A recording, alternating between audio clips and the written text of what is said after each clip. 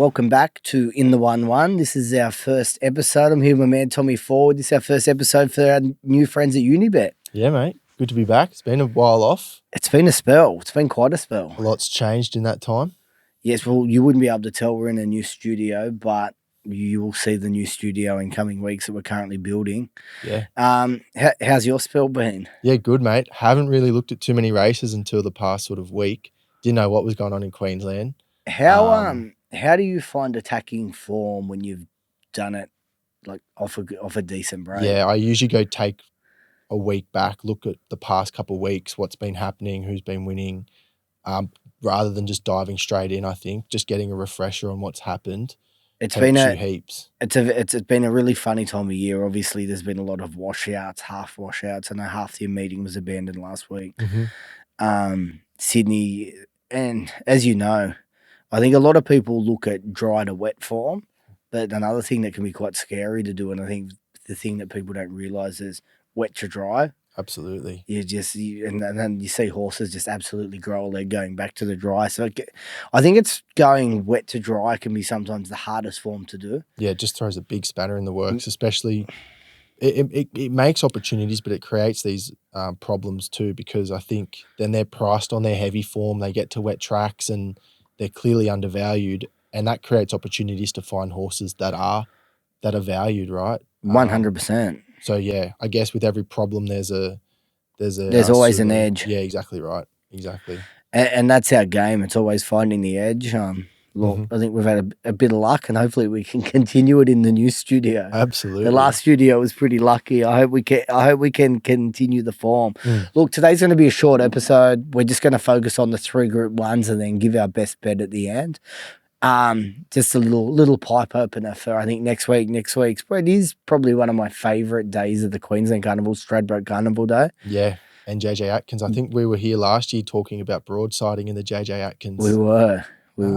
God, yeah. That feels like yesterday. I know, right? It's but yeah, so look, it's going to be a quick short episode. We'll do the 3 Group 1s and give our best bet, whatever our best bet is at the end. Next week we'll go do a far more in-depth episode for the Stradbroke. We'll go through all the feature races, and then back from them we'll be looking at Sydney racing, and then as we always do, follow the carnival. Beautiful.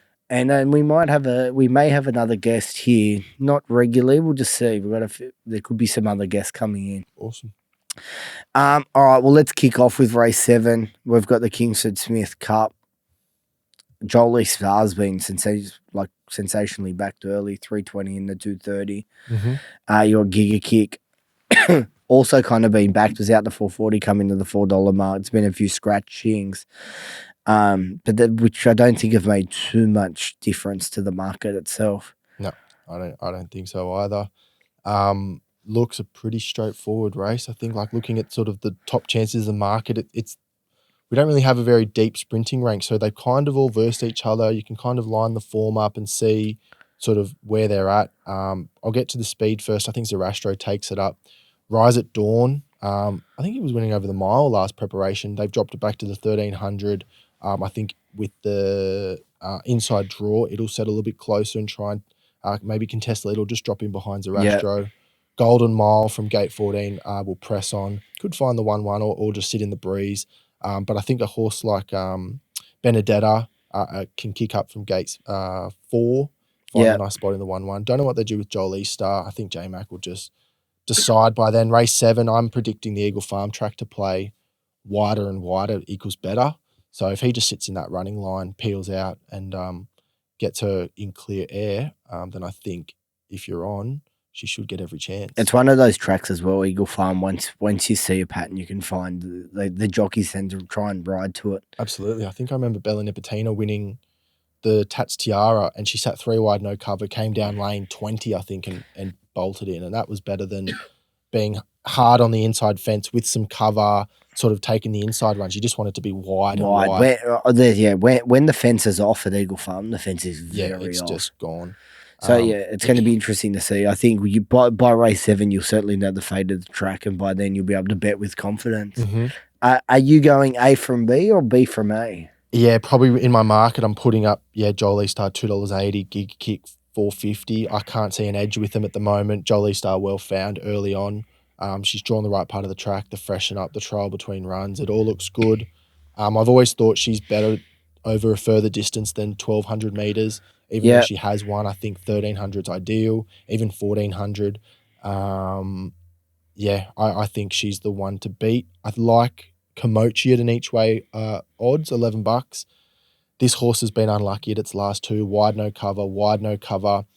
First up over 1,000 metres, short of its best distance, really savaged the line strongly. I thought a horse that's come back with those kind of sectionals, I think is in for a good prep.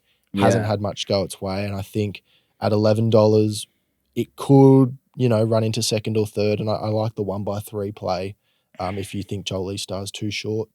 What do you think, Mace?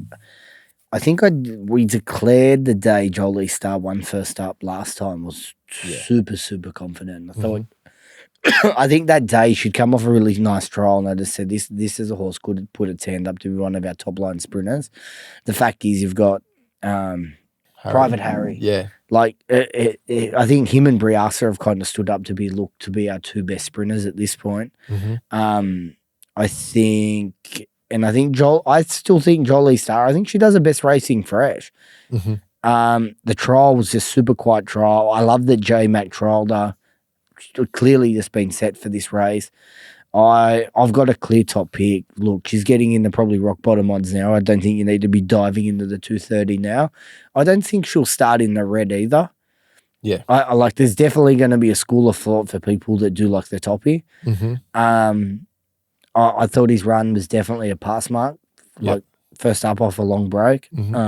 He's definitely going to strip fitter. He's now a gelding as well. But I've got her top pick. I've just got the McDonald Waller combination on grand final day. It's just this is her grand final, and unless she goes to the Tats Tiara, backs up in the Tats Tiara. But I just love this horse fresh. She rubber stamped. I think she'll be winning. I don't think she's incredible odds, but I think the field, they've probably got a class edge on these other horses. They're more Group 2, Group 3 horses, and the other two are genuine Group 1s. Yeah, I definitely agree. I think there's also a slight concern that Gigi Kicks Best is behind him, even though he's a 5-year-old gelding. That the sort of form he was putting up when he won the Everest, ran second in the TJ to I Wish I Win, won the All Age, beating Zaki. I just think I just think he might have been a better horse then. Then he's resuming over 26 weeks, long time offshore, but losing to Reserve Bank, who I didn't have an opinion of, running 7th in the Champion Sprint, all right in the Tab Everest, but got soft ground on that occasion, I think, which he likes a bit of toe. Gets his toe in. So I think the query is potentially out that he's a top sprinter. So that's why I've got Jolie Star on top. And if she doesn't turn up for whatever reason, I think Komochi's in the mix a little bit. Benedetta, I'm cold on. I think we know what that horse is capable of, and the others have to not turn up for her to win, I think. So Rise at Dawn trialled pretty good. I didn't mind its trial down in Melbourne, and I thought if you're looking for a roughie to maybe run a place, Democracy Manifest, he certainly flies first up. Yep, definitely. Definitely. But I'm Jolie Star all the way, but not super keen to dive in at the odds. Yep. All right, we go to the Oaks. How's it looking here? How's speed? Yeah, tricky race. Don't know what the speed will be here. I've got Philly up, has led, has won in its past couple. I think it'll try to do the same from gate 16. Shangri-La Impact will also be positive. But being on trip, sort of on trial at the trip for the first time, for a lot of these, I don't think they'll want to go press the button and go too hard. The Oaks typically hasn't been a high pressure race. It's been sort of a, can we run the distance? Let's conserve our energy and try and run out the distance. So I think in that regard, they should go at an average tempo. The horses on speed, if they run out the distance and can see it, I think they'll last. But then you'll have horses such as Benadryl, Pinito, who will be finishing strongly. Bit of an open market, 440 now, Filia, Benadryl, 480, Pinito, $6. Did you have any early thoughts, Mace? I think Filia she will definitely push forward from the white gate. Yeah, she's been an early drifter. 380 out to 440. She has been. Look, it's This I thought there was a race of multiple chances. She's obviously got to be tested out to the trip, as do a lot of them. But she's kind of gone quite steep. Like she's just gone from a mile. She won at the mile twice last prep, and then went boom up to 2,000. Yeah. Oh, sorry, this prep, and then God, it's a big ask again. Another As you 200 said, metres. there doesn't look to be a lot of pace, but she will have to work early from the wide gate. But if the fence is off, that negates that once again. In saying, going back looking at her last win though, I thought it was a complete forgive run for the toppy Benadryl. Not a lot went right there. Cluttered up run, was doing its best work late. Obviously has ran second to Treasure the Moment in the Vinery Stud. Yeah, top form. Yeah, like it's got really top class form. And then I thought the Waller runner that ran third hit the line. It was not bad. Love the way Jenny's Meadow flashed home. She did do that the last time, I think it was in the Ethereal, and then was disappointing in the Wakeful. Not sure what went wrong there, and then like if you went and looked at the run of Pinedo on the heavy 10, its win was just like, wow. Yeah, exceptional. Trial, it's since gone back on trial. Now, like, she hasn't even gotten the 2,000 yet. Yeah. There's been a stack of money for her. Yeah, 13's into 6, I'm saying. Yeah, 13's in the 6s. She's always been, like, I think we've spoken about her multiple times on the show. She was a horse I found the very first start. Yep. She's always looked to be a horse of substance.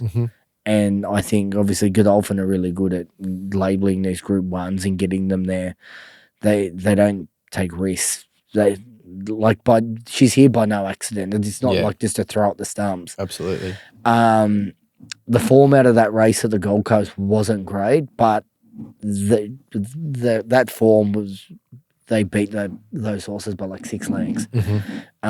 Trial between runs is really good, but both of them are on heavy track. So I'm just got a little wonder to think, is she maybe a horse that goes better in the heavy? Yeah. Does she need that to show that blistering turn of foot or that perceived turn of foot? Yeah, definite reservation, I thought, with that horse. Like we were speaking about at the beginning of this podcast, that wet to dry form, that it could throw a spanner in the mix. And I mean, she's been well backed, so there's a bit of support that punters think she'll handle the change. But in the back of my mind, it's always just lingering. Does she just swim, basically? Potentially, yeah. But I've always got always been a horse that I thought had a lot of ability. I think, gun to my head, top pick, I'd probably have Benadryl. Just at the current prices. I thought it's Forgive Run last start, and I love the old form. But it's not a race I'm keen to be playing in. I'll be steering clear of the Oaks. Yeah, I'll have a small play on Filia. Hope the market comes for Benadryl, and I'll just go sort of more the place. I think what we've seen from her, she can sustain a speed. I think her best asset, if McAvoy gets it right, is sort of trying to kick at the 600 and get those chasing, make it a true staying test out to the 2,200. She doesn't seem to drop off a cliff. Her splits late seem to just decelerate very slowly. But if she can sort of get the motoring from sort of the 600, come catch me, hopefully she can hold on to run a hole. And you do see that in some of these Oaks. If you can see those ingenious rides where they kind of start to get rolling at the 1,000, kick at the 8 and go, they absolutely break horses' hearts from that 800 to the 400. And they're just gasping for air. And as much as she's kind of starting to feel the crunch, the ones behind her are just like dead. Yep. So I think that'll be her best asset. But do concede Benadryl, Pinedo if it handles the dry, they'll be finishing strongly. Jenny's Meadow, gate 1 is an issue, I think. Definitely. But if that horse can sort of find its way out into the middle part of the track, it'll be coming home strong. But I'll stick with Filia this prep on top. All right. We move on to the Derby, last Group 1 of the day. And what's really interesting, and we'll touch on this horse because it's a horse I'm tipping, but Belle Detelle. She's a filly. He skipped the Oaks and he's gone to the Derby Wallow. Very interesting. He did the same with another horse that pissed in, Aliana. He did. Skipped the Treasure of the Moment race and absolutely belted up the boys. Absolutely belted. Yeah. So is that does he think he can win both? Is it? I was declaring Aliana that day, so I was very happy. Yeah, Great win. I think the old boys go to the Derby, girls go to the Oaks, I think is just thrown out the window. Now they just go, well, I think I'm just going to send it to the most appropriate race. The 2400 he probably thinks is more suitable for this horse than the 22. Yeah. And I think what you'll get to talking about when you tip this horse is that you think it's a bit of a grinder, so that the further the better for this horse, right? Definitely. All right, let's go through the map and then start discussing a few of them. Yeah, so I've got King of Thunder, Existential Bob, Chase Your Dreams, the Muffin Man. It looks like there's going to be a bit of speed on. Party Crasher from that inside gate as well. We want to push forward. The favourite, Statuario, I hope I say that right. It'll find a midfield spot from gate 5. Firm Agreement will also find a midfield spot.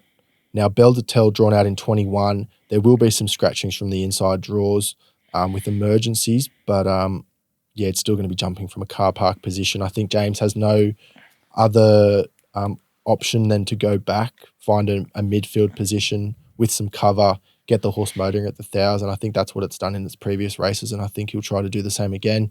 Should be no concern, especially with the Eagle Farm track, probably playing wider and wider the better. So I actually think that's a better barrier for the horse than, say, a barrier 2 or a barrier 3. But yeah, I didn't have any big thoughts on this race. Bit of a tricky race. I'll let you lead with this one if you want, Mace. Yeah, well, this is my best bet of the day. I found it very interesting. J-Mac, I love J-Mac trialled before, like off the freshen up after the Oaks. Mm-hmm. Really nice quiet trial. Mm-hmm. Got motoring. Ridden in the rough habit. Wasn't knocked about. Heavy 8. Went up the inside. Found a little bit of trouble and then kind of just worked through the line. Mm-hmm.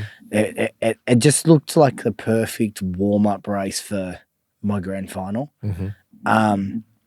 But I want to go back. I want to go back to when she won the Adrian Knox over 2,000. Now, I know she beat Polymania, however you pronounce it. Mania. Yep. Polymania, however you want to pronounce it. If you watch her there, she doesn't have a blistering turn in foot. She is a dead set stayer. Mm-hmm. And she's by Zed, which is also what the good mare was that won. Very elegant. Yep. And I'm not to say that she's as good as her, but she has this dead set stayer about her. And if you go back there and you just watch her grind, and it looked like she was the Polly horse was going to go past her, and she just kept grinding, and just her last like 25 meters, she really sticks her neck out, and she's just starting to get warm. Mm-hmm. She then went to the Oaks. They absolutely walked. She's reefing and tearing. Tommy Berry was on, couldn't get her to settle at all. Like her head was just up. She was uncomfortable. It was an absolute walkathon. She had the audacity to try and push out into the turn. Then the sprint went on. She hasn't got a great sprint, as we said. Like she's more of a grinder. Mm-hmm. And then she's kind of running in and behind horses, and she was still building. Even though she'd pulled her head off for about 1,800 meters, she had the audacity to continue, and she's only been beaten about 2.5 lengths. Yeah. As I said, had to freshen up. Freshen up was really good. I love the run was just, it looked like a really good, she was just starting to get warm late. Mm-hmm. I mean, the tip in itself to me is J-Mac riding at 55 kilos. He would have had first choice of a lot of these other key chances. Mm-hmm. The fact that he's had luck with putting these fillies in derbies now. Yeah. He's got a method. He's got a reason for why he does it. Mm-hmm. I don't think the barrier 21 is going to be an issue come that time in the day. As you said, she's going to come in a few. She's one of those horses where you probably want her to be wide with cover because she's just going to want to build. Yeah. I would not be surprised to see this horse win by 3 lengths. Yeah. Yeah, exactly right.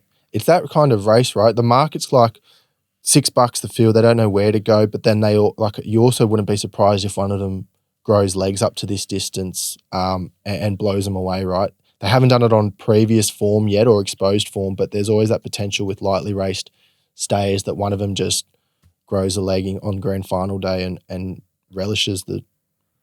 Definitely. Definitely. One I want to make mention of. I've just realised something here. Mm-hmm. Her mum is related to Very Elegant. So she is. She's very I just had a elegant. feel. I just had this funny Yeah. gut feeling. I've just had it up there. Mhm. There you go. She's a. I don't know how the breeding, which way it Yeah, works. how but it works. Her mum's sister, they're very elegant. So there you go. Black Lace. I had a feeling through There the you mum. go. One we were speaking about in sort of form reversals. Number 10, Mason Louis. I was following it in its Sydney wins, bolted in at Goulburn, then won well at Canterbury on a Friday night, I think. Yep. 3 weeks off, went to Doomben, struck the rough habit, played on a heavy 8, and I just don't think this horse handles wet ground at all. 2 goes on the soft for 1 placing, none on the heavy, but then 3 from 3 on a dry deck. So I think if any horse is sort of going to improve, I respect the O'Shea stable. Ben Mellum goes on $27. I mean, you'd rather back it into a place and hope that, your bet gets up, Belle Detelle. But yeah, $27. I thought if there was a form reversal and it was priced on its last run, I think you can forgive that. Yeah. I could definitely cop that for sure. Mm-hmm. All right, let's go with your best bet. Just one best bet this week, easing back into it. Eagle Farm Race 1, number 13, Sunrays. The money just avalanched for this horse last start, and it won, filled up everyone's boots, and hopefully it can do the same again this week. I like the rise in distance. The map looks good. Tommy Berry sticks. And yeah, I think the second favourite, Providence, is a bit short just due to the jockey trainer combination, Waller, J-Mac. But yeah, I'm with Sunrays this week. 270, get on. I go to the Queensland Derby, race 9, number 17, Belle Detelle, Chris Waller, J-Mac, winning combination. Love this horse's last run, was just starting to flow through the gears. Love the trial before, just off the freshen up. Complete forgive run in the last Oaks that she raced in. And her win in the Adrian Knox was really, really solid. I reckon she's a dead set stayer. She's a distant relation to Very Elegant. And I think this horse will not only win, but I think will win in good style and could be a stayer to watch. Good luck and happy punting. Beautiful. So yeah, I think I'm bullish. Yeah, you've got me bullish, mate, after your comments on the horse. It's very hard to be bullish when you haven't watched a lot of racing, but when you just sometimes when you do the form as well, it's not just what you see, it's what you feel here. And I've just got to I've got to tinkle. Yeah, absolutely. Hopefully we're here next week and we filled up from the horse. Yes. Well, we will be out at the races for everyone out at Randwick. Come say hello. We'll be out there with the Roosters boys and the Unibet fam. Look forward. I'm looking forward to getting back into the form and getting back into this each week. Definitely. Drier tracks will be a positive, I hope, throughout winter. But yeah. As I said, and as we said last time, we will be blinking and it'll be Melbourne Cup again. So. Oh, I know. It's going to fly around again. It is. Yeah. It is. All right. Good luck. Happy punting. Always gamble responsibly. And we'll see you guys next week. Cheers. What's gambling really costing you?